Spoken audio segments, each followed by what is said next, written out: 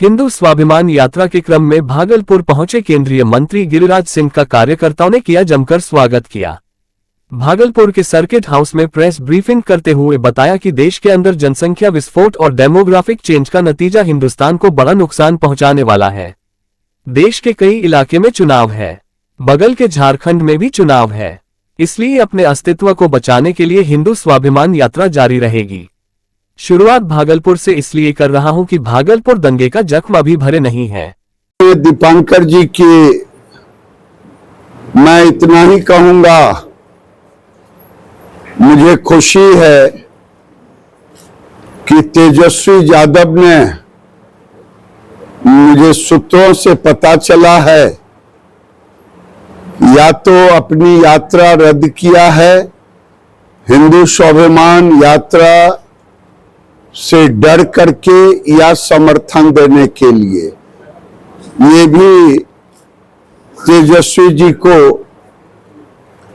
अगर समर्थन देने के लिए तो मैं धन्यवाद देता हूं, और डरने की कोई जरूरत नहीं है। ये यात्रा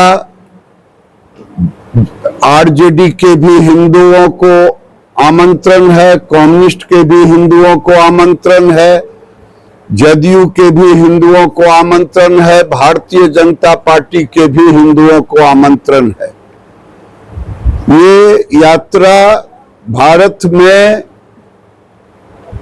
और बिहार में जो डेमोग्राफी चेंज हो रहा है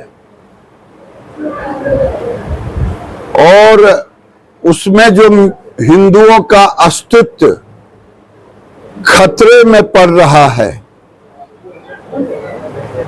मैं 1951 में भागलपुर को देखूं या कटिहार को देखूं या पूर्णिया को, किशनगंज को देखूं, तो हमारी बहनों का, हमारे भाइयों की आबादी गिरती जा रही है।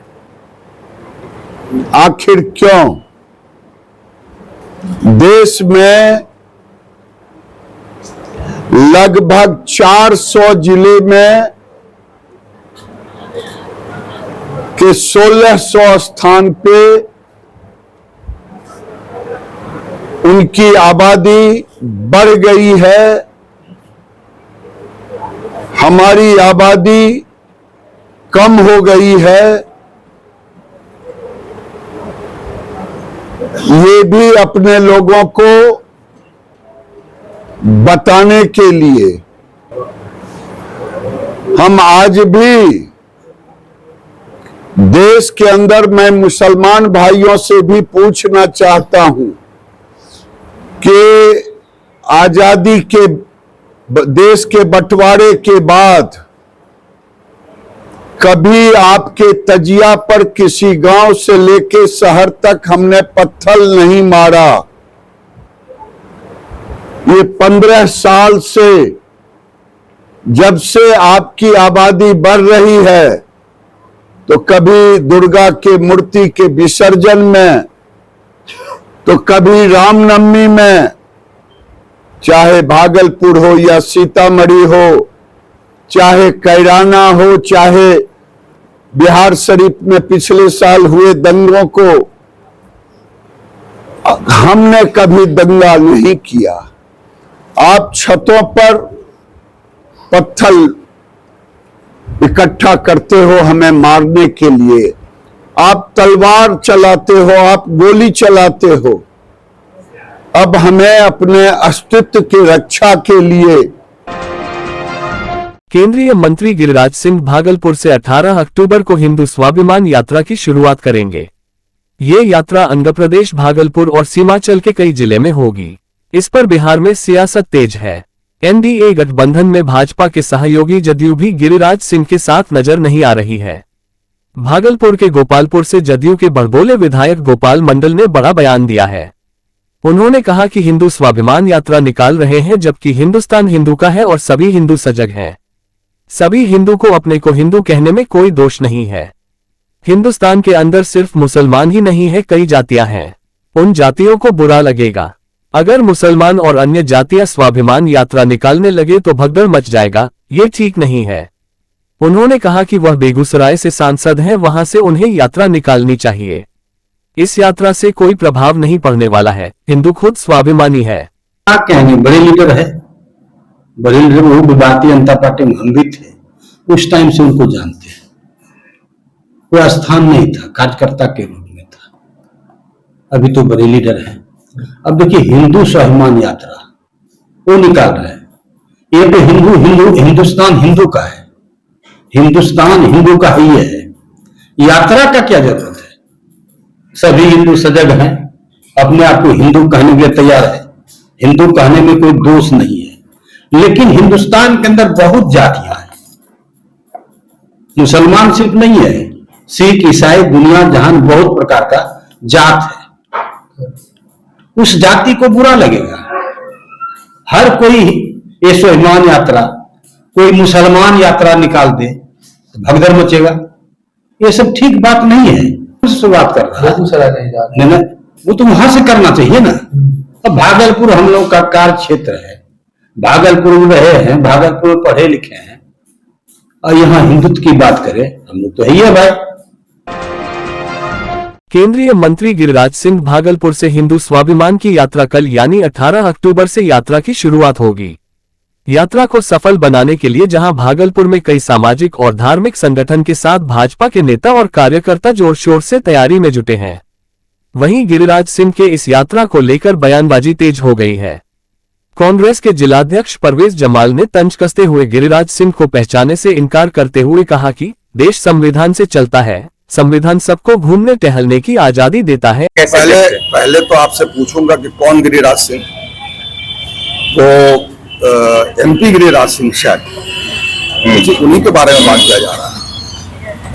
तो भारत एक जो है संविधान के द्वारा चलने वाला देश है, तो संविधान सबको इजाजत देता है कि वो घूमे टहले फिरे चहलकदमी करे। उसमें अगर कोई जो है गिरिराज नाम का आदमी भी जो है आते हैं तो उससे जो है हम लोग को क्या फर्क पड़ता है। विश्वविद्यालय थाना क्षेत्र अंतर्गत साहिबगंज में अपनी सुरक्षा के लिए सीसीटीवी कैमरा लगाने पर पड़ोसियों से जमकर विवाद हो गया। मामला मारपीट से लेकर थाने तक पहुंच गया है। मामला विश्वविद्यालय थाना क्षेत्र के साहिबगंज का है, जहां साहिबगंज के विभाष यादव अपने घरों में अपनी सुरक्षा को लेकर सीसीटीवी कैमरा लगाया, जहां पड़ोसी कृष्ण मोहन आजाद, राजकुमार भारती, विक्की कुमार, छोटू यादव ने सीसीटीवी कैमरा लगाने का विरोध किया। साथ ही विभाष यादव एवं उनकी पत्नी के साथ जमकर मारपीट किया। वहीं मारपीट के बाद विभाष यादव का आरोप है कि कृष्ण मोहन आजाद, राजकुमार भारती, विक्की कुमार, छोटू यादव सहित 10 अज्ञात लोग दूसरे दिन देर शाम विभाष यादव के घर में घुसकर जान मारने की धमकी दिया और कुछ सामान भी लेकर चला गया। इस तरह का आरोप विभाष यादव ने पड़ोसियों पर लगाया है, जबकि सारे वारदात की घटना सीसीटीवी कैमरा में कैद है। वहीं विभाष यादव ने कहा कि सीसीटीवी कैमरा लगाने का विरोध इसलिए है कि सभी लोग हथियार और गांजा का तस्करी किया करता है, इसलिए सभी लोग सीसीटीवी कैमरे का विरोध करता है। वहीं विश्वविद्यालय थाना जानकर भी अनजान बन कार्रवाई के नाम पर थाना लीपापोती कर रही है। सीसीटीवी कैमरा अपने घर का सेफ्टी के लिए लगाए थे। कृष्ण मोहन आजाद जो है हमको बोला कि ये कैमरा तुम खोलो, हमको दिक्कत हो रहा है। तो हम बोले भाई ये कैमरा हम अपने घर का सेफ्टी के लिए लगाए हुए हैं। और जब सुबह हुआ हम बाहर में टहल रहे थे तो राजकुमार भारती उधर से आया, हमसे तो मैं किया। जब उसका भाई लोग जल्दी घर से दौड़ा, उसका परिवार सब लेडीज सब दौड़ गया। मेरी पत्नी थी, उसको गिरा के खूब मारा है और मेरे गला में गमछी लगा के 2 आदमी खींच रहा है गिरा करके फांसी टाइप का, और ऊपर से 10 आदमी हमको मार रहा है। थाना में आवेदन दिए? थाना में आवेदन दिए, वो भी पहले वही गया। पीछे से हम समाज बोला कि वो गया थाना, आप भी जाइए। तो हम भी गए, दोनों के आवेदन लिया। उसके बाद जो है क्या कार्रवाई कुछ नहीं किया। जब हम कल दूसरे दिन जब हम गए तो हमको बोला वहाँ का मुंशी था या प्रशासन था, वो बोला कि उसका हो गया है 2 इंजरी रिपोर्ट, उसका केस मेरे ऊपर हो गया है, हम तुम्हारा नहीं लेंगे। क्या चीज़ धंधा पहले गांजा लेके बेचता था, अभी वो गांजा बेचता है। पैकेट में लेके घूमता है। गांव में वो गंजा किसी को नहीं देता है। ये गंजा महनपुर से मुर्गिया चौक, चंपानगर, ये सब जगह वो बेचता है। वो खुद पीता भी है और क्या करता और वो सामान का तस्करी करता है मियाँ लोग के साथ। और मियाँ लोग भी आता है। किस तरह का सामान मतलब रहता है, इतना इतना का कट्टा सब रहता है। और जिस दिन हम देखे थे उसको देते हुए, उस दिन हम रात में उस 1:35 हो रहा था। तो हम उस दिन उसको समझाए थे कि गली में तुम ये सब कारोबार नहीं करो, ये ठीक बात नहीं है। वो इसी कारण से हाँ, इसी कारण से वो विवाद, ये जब कैमरा लगा दिए तो ये विवाद पैदा कर दिया। भागलपुर के मधुसूदनपुर थाना क्षेत्र में हुए ट्रैक्टर चालक की हत्या के बाद गुरुवार को पोस्टमार्टम कराकर पुलिस आगे की कार्रवाई में जुटी हुई है। दरअसल अज्ञात अपराधियों ने बुधवार की देर रात गोली मारकर हत्या कर दी थी। घटना के बाद घायल को पुलिस ने मायागंज अस्पताल ले जाने के क्रम में उसकी मौत हो गई। मरने वाले की पहचान अमरपुर थाना क्षेत्र के गंगापुर गरेल निवासी संतोष कुमार के रूप में हुई है। पुलिस हत्या की वजह के मामले की जांच कर रही है। मृतक संतोष जगदीशपुर थाना क्षेत्र के खुर्दचिरई का ट्रैक्टर चलाता था। जगदीशपुर अमरपुर क्षेत्र से मधुसूदनपुर क्षेत्र में बालू कारोबार में वह गाड़ी चलाता था। घटना के बाद DSP 2 Rakesh Kumar, city SP के रामदास भी मौके पर पहुंचकर मामले की जांच की थी। हालांकि पुलिस अभी तक स्पष्ट नहीं कर पाई है कि हत्या के पीछे की वजह क्या है। क्या मामला था? किशनपुर बाईपास के पास गोली मारा था ड्राइवर को। ट्रैक्टर चलाता था ये। कहाँ से आ रहा था ट्रैक्टर ड्राइवर? खुर्दचिरई से। अच्छा, बालू लोड करके आ रहा था उधर। कहाँ जा रहा था? यही भागलपुर कंजा की तरफ किधर आता होगा, उतना जानकारी नहीं है। क्यों मारा गोली? क्या मामला? ये चीज अभी डिसाइड फाइनल नहीं हो चुका है। तो पुराने आपसी विवाद या नहीं, आपसे पहले से कोई विवाद नहीं है। घटना का कारण पता नहीं पता चल पाया है अभी तक। तो थाना को सूचना मिला था? और थाना आया था रात में क्या बजे के आसपास? लगभग थाने वाले ने तो लेकर के आया वहाँ पर गोली जो लगा है, मायागंज पहुँचाया है। पूरनमल बाजोरिया शिक्षक प्रशिक्षण महाविद्यालय में भारतीय शिक्षा समिति एवं शिशु शिक्षा प्रबंध समिति के तत्वाधान में चल रहे क्षेत्रीय एथलेटिक्स खेलकूद के दूसरे दिन तीनों प्रांत दक्षिण बिहार, उत्तर बिहार एवं झारखंड के भैया बहनों ने उत्साहपूर्वक भाग लिया। दूसरे दिन के खेल में किशोर वर्ग 100 मीटर दौड़ में वेद प्रकाश शर्मा झारखंड ने प्रथम स्थान एवं गुलशन कुमार दक्षिण बिहार ने द्वितीय स्थान प्राप्त किया। किशोर वर्ग बहन 100 मीटर दौड़ में लक्ष्मी कुमारी झारखंड ने प्रथम स्थान एवं पूजा कुमारी दक्षिण बिहार ने द्वितीय स्थान प्राप्त किया। तरुण वर्ग 100 मीटर दौड़ में सोनू उरांव झारखंड ने प्रथम स्थान एवं अभिषेक कुमार झारखंड ने द्वितीय स्थान प्राप्त किया। वहीं आज कुल 39 इवेंट का खेल हुआ, जिसमें 31 गोल्ड झारखंड को, 5 गोल्ड दक्षिण बिहार को एवं 3 गोल्ड उत्तर बिहार को प्राप्त हुआ। मिर्जा चौकी से मुंगेर 4 लेन के कंझिया बाईपास पर ओवरब्रिज या अंडरपास की मांग को लेकर ग्रामीणों ने अनिश्चितकालीन धरना दिया। इसके लिए ग्रामीणों ने डीएम को आवेदन देकर अपनी मांगे रखी है। ग्रामीणों ने कहा है कि जब तक इनकी मांगे पूरी नहीं होगी धरना प्रदर्शन जारी रहेगा। वहीं युवा राजद जिलाध्यक्ष मो बसारुल हक ने कहा कि नाथनगर से दरियापुर जाने वाली 4 लेन सड़क ब्लॉक हो गई तो 50 गांव प्रभावित होंगे। साथ ही बांका जिले के लोगों पर भी इसका असर पड़ेगा, इसलिए बाईपास पर ओवरब्रिज या अंडरपास का निर्माण जरूरी है। राजद के युवा जिलाध्यक्ष सह भतोरिया के पूर्व मुखिया बसारुल हक ने बताया कि डीएम को आवेदन देने के बाद निर्माण एजेंसी को तत्काल कार्य बंद करने के निर्देश देकर समस्या के समाधान करने की बात कही है। इस दौरान रामपुर खुर्द के मुखिया गौतम कुमार पासवान, बेलखोरिया के मुखिया पति ब्रजेश कुमार सिंह, अरविंद कुमार यादव समेत स्थानीय जनप्रतिनिधि व ग्रामीण मौजूद रहे। भतोड़िया, गोलाऊ, दरियापुर, बेलखुरिया पंचायत, सजौर, बांका, अमरपुर आगमन इसी होके नाथनगर भागलपुर आने जान होता है।